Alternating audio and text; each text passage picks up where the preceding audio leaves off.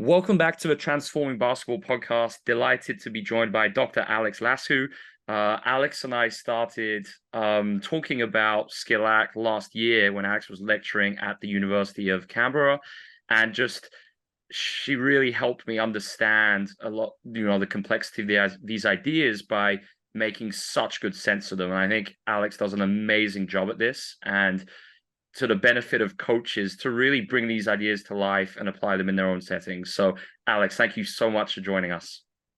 It is my absolute pleasure to be here. And we've got a really exciting project, obviously, in the works with Adam Omachinsky too. We can't reveal more on that, but I think we're hopefully have more information to share for the basketball community in the not too distant future. Super excited about that. So, Alex, first question then, in terms of a lot of coaches and practitioners in the basketball world are now becoming more familiar with the term skill acquisition.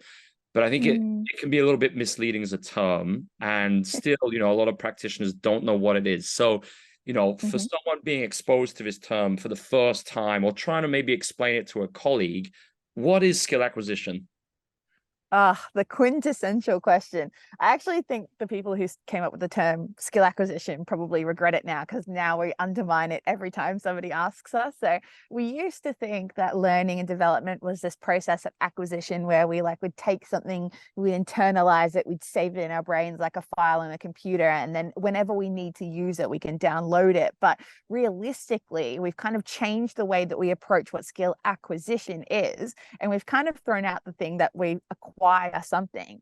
Instead, it's actually like this ongoing process of fitness. And I say that, as fit -ness, because we're actually learning how we as individuals fit within our environment through the tasks that we do. And that's probably the biggest thing that people need to understand about skill acquisition before they can really start to run with it, that it's not something we can acquire. We can't just expose ourselves to something and eventually just by osmosis, like a textbook on top of your head, trying to study for an exam.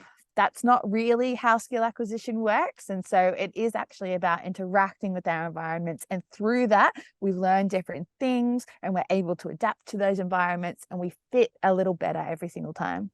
Amazing. So a lot of coaches, when they hear about this, they wonder, why do they need research, or why could research help them become, more effective as a coach as opposed to just relying on experiential knowledge? What would you say to that as a skill acquisition specialist? I say that I only fell into skill acquisition because I was really curious and I wanted to be the best coach I could be. And I started to realize that everything that we try to do it systematically as coaches. We'll try a drill, see if it works, kind of mentally take notes about whether or not it's going the way we think it's going. And if we want to do that on a bigger scale, if we want to do that over longer time scales, and when development starts to be really important, like when talent pathways expect you to be able to do something and you only have a limited amount of time to do so. I figured there's probably people smarter than me who've already tried this before, so why not go and see what they've done? And as I've become one of those people that other people come to and ask for help now, it's kind of funny to think that now I'm in a position to share what I think about a particular topic when I don't really see myself as further along than anyone else.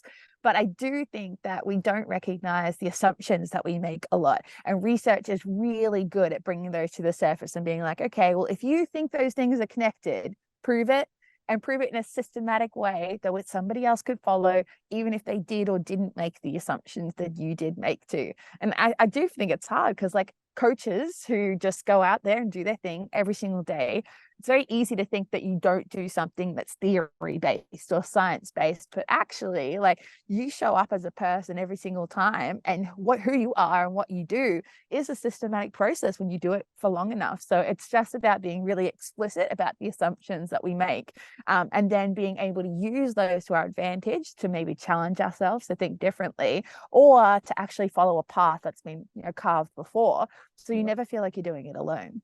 Yeah, I love that. So, to prepare for the pod, I mean, I've read your newsletter and I recommend to all listening, they subscribe to it. And we have the link in the show notes. But there were just two kind of little segments I pulled out. And I'm going to read the first one, Alex, and I'd love it if you could just maybe build on it and it makes sense of it for the coaches listening. Because it Mhm. leads directly to what you just spoke about, where applying more of an ecological approach, I think it's very challenging for coaches because of how different it really challenges the path dependency that exists in the basketball world as to what an offense is supposed to look like, what a practice is supposed to look like, how feedback's delivered. So Mm. this was the segment from your newsletter. I've had many conversations lately about what coaching looks like. In one context, I connected with a coach who was familiar with the lens I perceived the world through, ecological dynamics, and wanted to apply these concepts more in their practice, but felt they couldn't because they didn't look like a coach. And this is something I'm getting a lot, Alex, from basketball coaches. So it really resonated. Could you speak a little bit more to that, please? Yeah, absolutely. And it's funny hearing that back because I don't remember what I write at all. So I was like, oh, what is this going to be? Just like anyone listening along, I have no idea what I say in those newsletters anymore because I gave up writing systematically a long time ago. But yeah, I think it's really difficult to take what we don't like the words hands-off approach, but by comparison, it does look a lot like you're not doing anything because you're not actually making as much noise. And I've been speaking recently in my new role, in my new job, where I'm sort of like leading of coach education and development about what good coaching looks like. And I think being the loudest person in the room, especially when you're in a hall full of athletes, is not necessarily a good coaching quality. And especially if you're dominating that conversation all of the time. And so when you are supposed to look a particular way, as you already sort of introduced, that assumption that this is how we've always done things, so that's how we expect things to look like, makes it really difficult to then follow a different path because you're not just changing who you are and what you're doing, you're actually swimming against the tide a lot of the times. And I've written about this recently about like it's so tiring to constantly have to justify why you're doing a particular thing because we don't necessarily give coaches the benefit of the doubt that they are adaptable, that they do learn from their mistakes, that they can actually experiment in a particular way and then consolidate what they've learned from that and continue to be a better coach. Even when we run community courses here, I find it really interesting when I ask people, when was the last time you just tried something as an adult? You're working with 10-year-olds, they're not going to know that it was an experiment. Like you could tell them anything, they'll be like, yes sir, whatever you say. So like realistically, why not just see how it goes? And it was just giving people that license of like, oh, so I am allowed to actually try things the same way I would have done as a kid when I did some ridiculous course that I made up in my head in a playground. Why is that completely gone the second we kind of grow up? So I like to take the little everyday life moments that we've kind of let go of over the years and bring it back into the way that we see coaching, because I think there's so much value in actually just trying things. And I don't think our systems are very kind to us when we do. That's so good. I think what that links to, Alex, is a phrase I stole from you: attractors in coaching behavior. And coaches have these behaviors which are so normalized that they're not willing to try something new.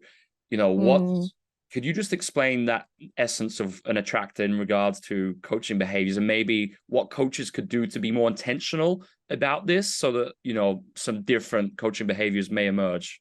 Yeah, so we talk about attractors in the context of dynamic systems, which essentially means that every time we do a behavior, the more that we do it, the more ingrained it becomes. And the way that they've drawn it actually through computer systems is that it almost looks like a well that gets slightly deeper and deeper every time you do the thing. And so as a coach, if you coach the exact same way every single day for years on end, that well starts to get deeper and deeper. And I think when we get too deep, at some point we're actually digging our own graves rather than digging a well that's going to lead to water. And so to encourage people to get to a point where they're not necessarily just digging themselves down into the ground for no reason, the way that we can kind of spread those wells out is by actually experimenting beyond what we would normally do. And it doesn't have to be much. It can literally just be like, oh, I really want to butt in here, but I'm not. I'm just going to wait 10 seconds and see what happens. I'm going to count to 10. Maybe the thing will resolve itself. And that's just that one little step out of that well to then give you the space to grow again. Because if we only ever dig down in the same direction, it starts to get quite narrow, and we don't necessarily get better or learn anything new because we're not exposing ourselves to opportunities to do so. And so our goal is to not have like these series of behaviors that are just deep bores of concepts that we only know and stick to. We kind of want to be a little destable ourselves as coaches so that we give the freedom for other people to do so. If your coach is someone who actually is encouraging themselves to learn, why wouldn't you go out there and learn as an athlete too? I'm inspired by that, rather than thinking they must not know what they're on about because they just asked me a question and they're supposed to know the answer. So yeah, just little innovations, little experiments. This is your license to do so.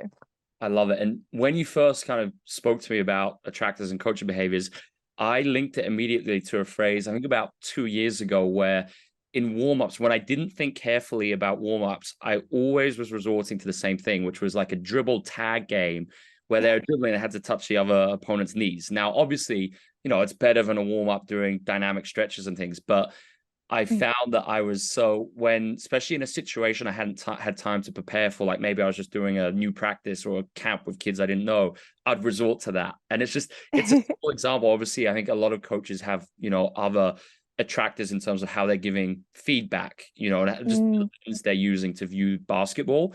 But it's really interesting. I think just what I did was I basically, for a year, I was like, I'm not going to do this activity again, or I'm just going to do it in a completely different way. And it just forces you to be aware of it. So I think that awareness is yeah. interesting. I just wanted to say really quickly that we're not saying that having those behaviors that you resort to are bad. We're just saying that doing it unintentionally without actually like applying it for a particular reason, that's when we start to think, okay, I think I can do a little better than that here. So it's not to say that you can't do the same warm up every time. Absolutely. If people enjoy it, if it does exactly what you need in that moment and you've intentionally applied it to be like, okay, this is exactly what I want to be able to do right now, that's perfectly fine. But we want to encourage people to actually start thinking about those things and asking themselves that question, because the second you stop asking yourself, is this what I want to be doing right now, that's when you've probably fallen down a little too far the well. Love it. That's a great build point. So I think this is a great segment to another piece I wanted to pull from another newsletter, and then we're going to shift to talent ID, Alex. So I think this is great because it links to a lot of the work I think Craig Morris and Carl Woods have been speaking about with not knowing. And this is a conversation I had a lot with coaches recently, where they feel like they have to know everything that's about to happen on the court, and they're trying to control their offense through that lens. And that's why we still have such scripted offensive design in the basketball world, because coaches aren't comfortable with that level of uncertainty. And they feel like, especially in things like zone, when they see a defensive zone, they feel like the players are like chess pieces and they have to know the zone offense as to where players are going to be. Whereas my approach is very different. It's some principles of play, but anything could emerge and happen, using some of those principles. So you wrote, if we stop to consider that each individual has their own direction, one, that the right one is actually scaled to their uniqueness, not the sport they're playing or the skill they're developing, then we need to be okay with not knowing, with being uncertain. And I think that's such a powerful phrase. And I just think, especially for basketball coaches, understanding that could be huge. But it's not easy, right? Because admitting this and being okay with that uncertainty, it's not easy. No way. And it's so uncomfortable, especially when you're in a context where you are expected to know something. And I think that's really hard to justify unless everybody in a system is on board, right? Nothing really ever happens in isolation. And so I've kind of learned over the years to give coaches like the benefit of the doubt, because realistically a lot of their behaviors are just a function of the system that they're in, the way that they were coached. I explain it like Avatar the Last Airbender. Like every coach is never, the little boy that you have in front of you in Aang. It's actually like their reincarnation of every coach they've ever had in their lives as a person in front of you. And so you have to kind of remember that. And every athlete is the same. They're a function of every parent conversation, peer conversation, school conversation that they've ever had.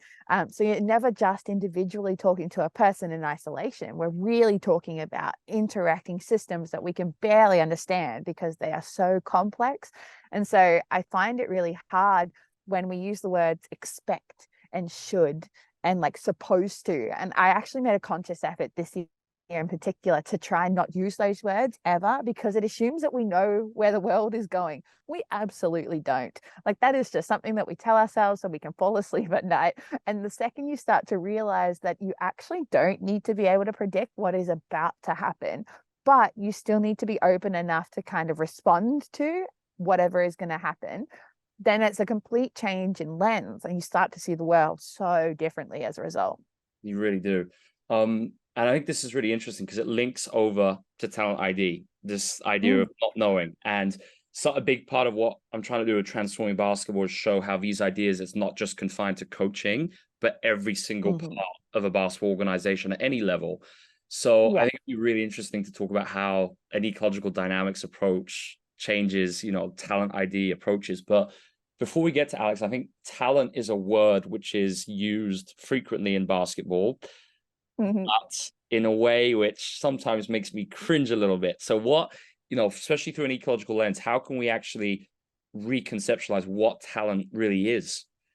I think this is a question we've been pondering quite a bit, and people much better than me have been asking some really tough questions about it. But whenever someone would ask me why talent development, because I started to realize that if I say that to someone who's not in sport, they're like, what even is that? So it's so contextualized into sport, and I had no idea.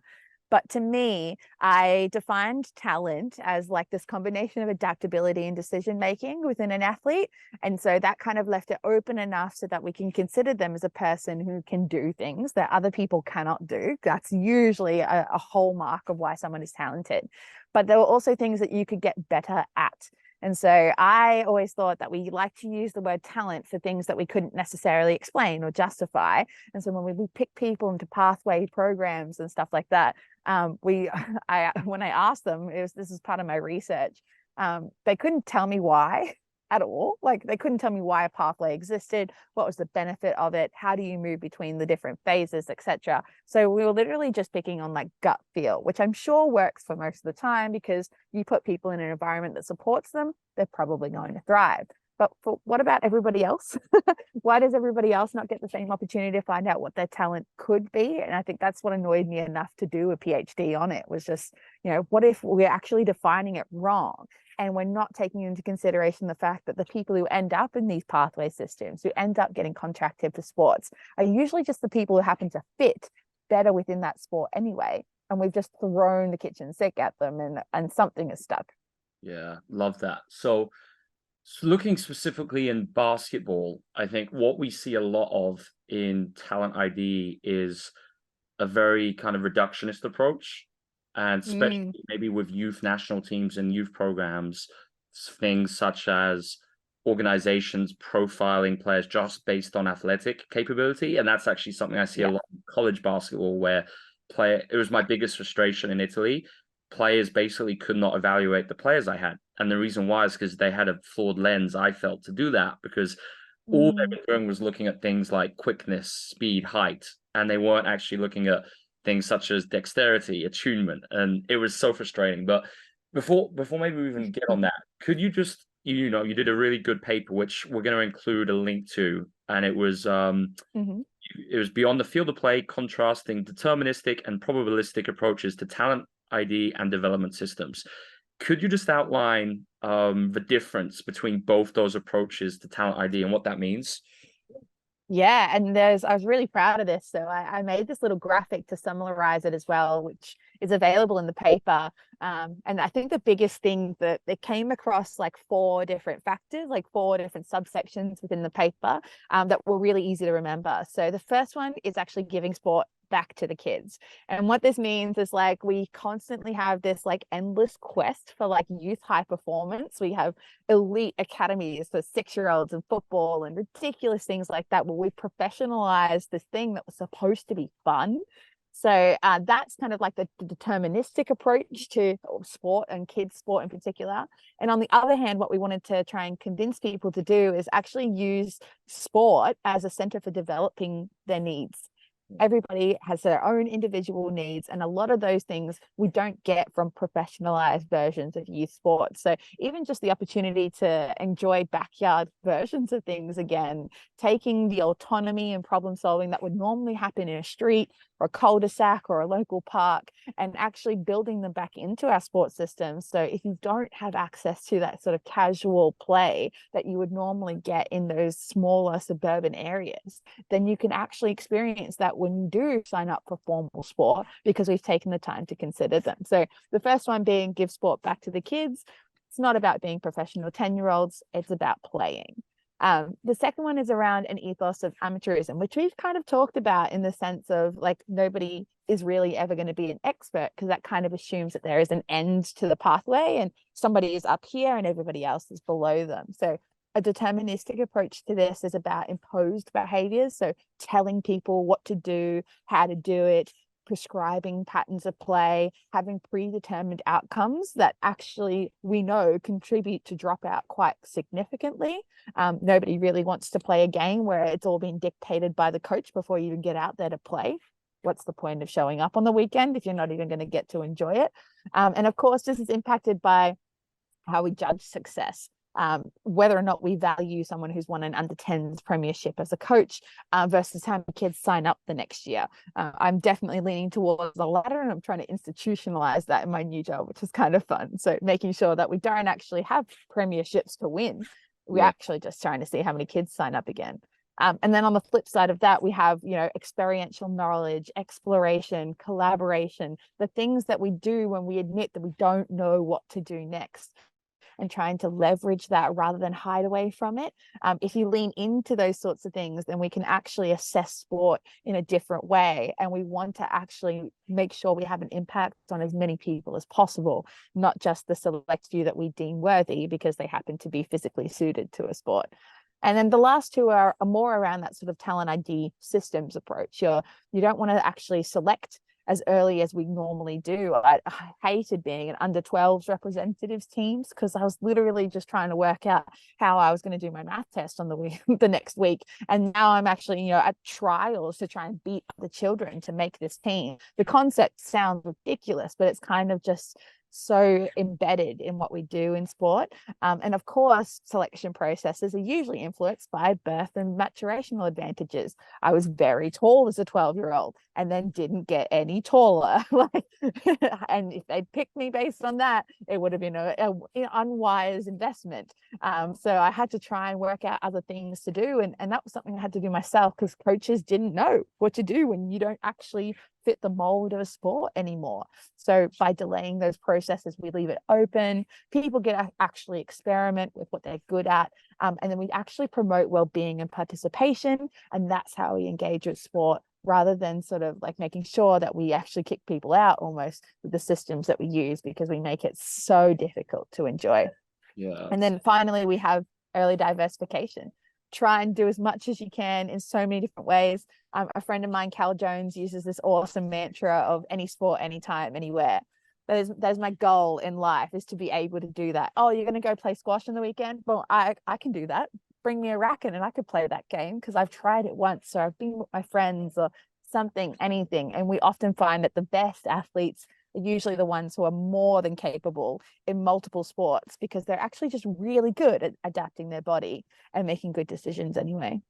Incredible insights there, Alex. So maybe looking now at basketball, because obviously it's a unique sport, because I guess it's one where individual constraints can be favorable and, such as height. But then what we've typically seen is a huge kind of overemphasis on action capabilities. And the problem is, yes, that can be advantageous, but only if players are attuned to how they can use those to act on, different affordances. So what I see a lot is national teams kind of making their selections at youth levels solely on things like height tests. What would you say to that, especially with the research that you've been a part of? Yeah, and I've got some amazing stories coming out of like talent drives and stuff that we're doing in Australia. So when the Brisbane 32 Olympics were announced, they decided that they were going to go on a talent drive for kids who would be over like Olympics age in 2032, which is usually like little children now. And the thought of it just made me sick personally. I was like, I can't do that. But they've had some really interesting discussions around, okay, well, how do we work out like what are the things that we're looking for? What are the physical characteristics that allow us to predict? Turns out we're really bad at predicting. We do have the statistics to prove that in research. But if we are going to use that approach anyway, because we're not going to be able to change the system that quickly, what do we do? And it took, I think it was weeks or something like that, to convince a diving squad to actually admit someone who absolutely excelled on all of the skill-based tests, but was 1 centimeter too tall to be a teenage diver. You thought, like, you've got to be kidding me. And so it became this process of, okay, let's just say we take a gamble on this person. We open it up. We include that person who's 1 centimeter too tall. We invest in them anyway and see what happens. So that if they do succeed, we can then turn around and say, well, if you hadn't wasted all that money on the investment and just included them anyway, it would have been a much better process. And so I think it's amazing that we are so tied to physical characteristics like that, too tall, too short. Didn't they change the NBA minimum height as well? Like, isn't Steph Curry going to be like the shortest person ever because they're not planning on drafting anyone who's actually shorter than him? I remember reading that and thinking, oh God, like, that's so unfortunate for all of the people who have worked out how to use that to their advantage. But I think it's just, it comes back to certainty, right? We can point to that person and be like, yep, you're tall. I can then teach you the rest, as if they're like this empty vessel who contribute absolutely nothing until a coach then decides to fill them up with the knowledge that they have. And if we start to remove those assumptions that people come with nothing, that they're worthless without this talent pathway, that individually they contribute very little other than the birth characteristics that they were blessed with, I think we start to see what they're capable of and what we actually judge them on very differently. It's so interesting. I was thinking last year in my experience working with Paris basketball in France, we played a team, Dijon, and they had a 5'6" point guard, American point guard, David Holston.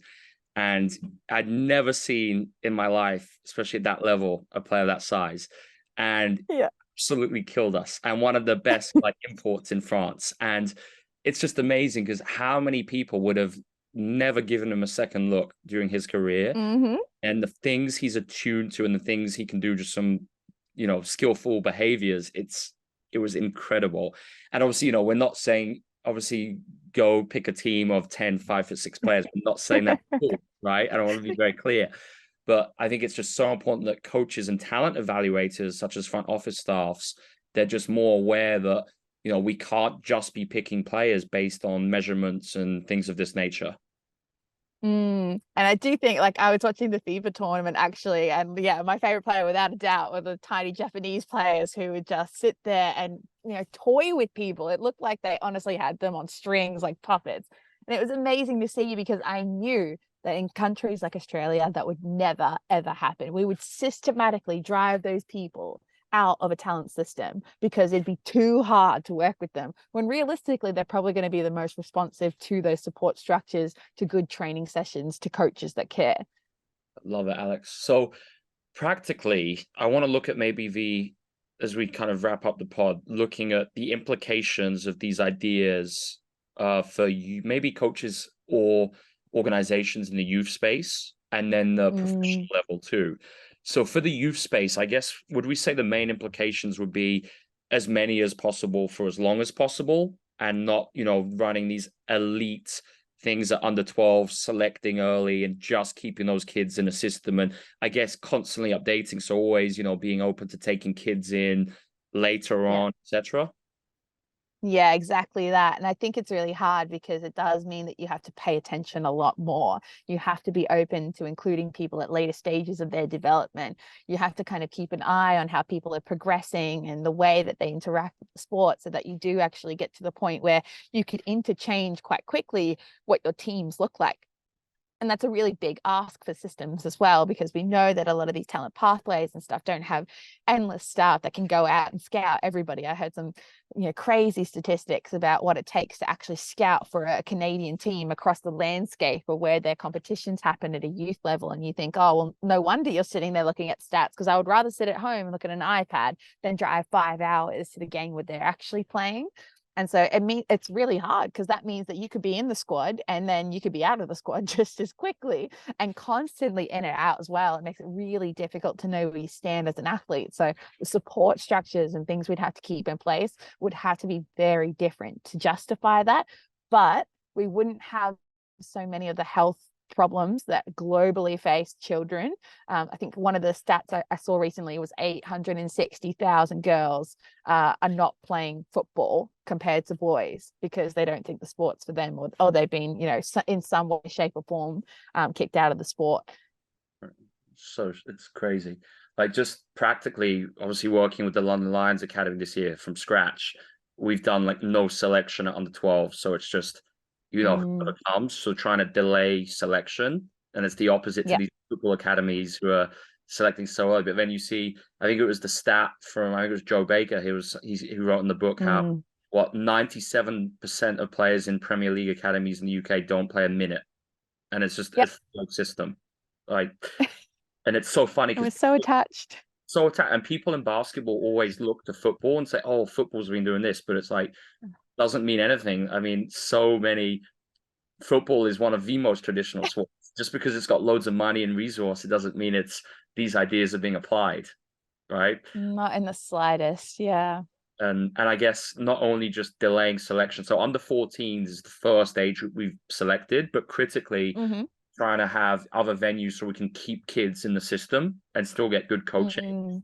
And then also just, we're always kind of, if there's a player who is a late developer, which I think we see a lot of in basketball, like being open enough and flexible to incorporate them into the pathway. So I guess then at the professional level, Alex, it's interesting because we've got quite a lot of front office staff members at different levels in professional basketball listening to the pod.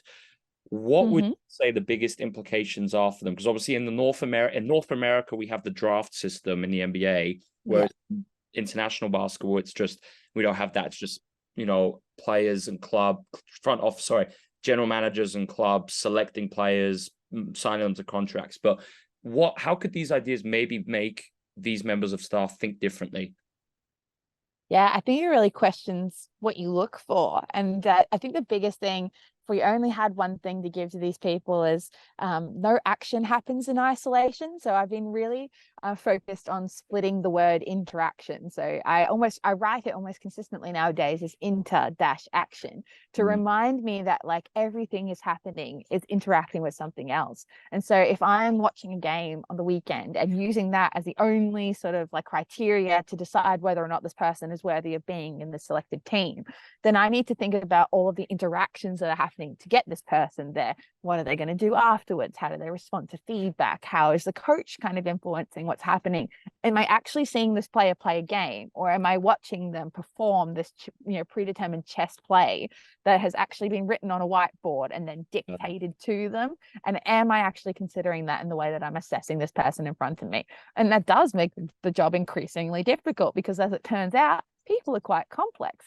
So reducing them to the sorts of things that you can just see in a fleeting moment from the back of the stadium, I think it's just trying to open that up realistically as much as you can, but logistically that might not be much. Just thinking about, how is this interacting? What else? How are they interacting with other people, with the pressure of the game, the stage of development that they're expected to be at the moment, and then really considering what we can do with that information to better support this person, not just decide whether or not they're worth investing in. No, that's amazing. I think just using an ecological lens, I think it's tough because, especially, I'm just thinking in the NCAA, where it's overwhelmingly so controlled, it must be so difficult for professional leagues to evaluate those players, because they're running models of the game and they're not actually acting on natural things. And then you basically have to unlock them, I think, when they get to a different environment, and it's if it's more conceptual. But then I think just not only if you're using this lens, I think you could really look and observe the players in a different way versus if you're just to maybe a traditional lens where you're focused very much on a certain on things which have been emphasized for a long time in basketball. But then, of course, not only if you use an ecological lens to identify players and then adopt it in coaching practices to develop it, I think that's when you get a huge competitive advantage as a pro organization. Yeah. And I do think it's really hard to expect that any change in training practices alone has an exponential effect on anything, because realistically that's only one component.